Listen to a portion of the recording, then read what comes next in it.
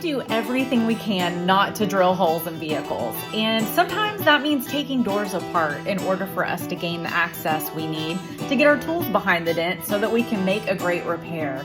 Well, Barton did bodywork for years, so he's taken just a few doors apart. Well, actually, way more than a few. Every dent technician is different, but we prefer to take things apart instead of drilling holes. And we don't take anything apart unless we feel like it would really help us achieve the highest possible outcome. It's also common for us to just take out the door glass sometimes and leave the carrier plate alone, but the glass and carrier plate came out in this case.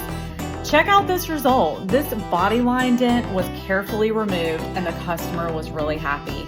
We've been told by customers that they were told that bodyline dents can't be removed with paintless dent removal, but that's just not true. We do it all the time, and even on aluminum and high-strength steel panels as well.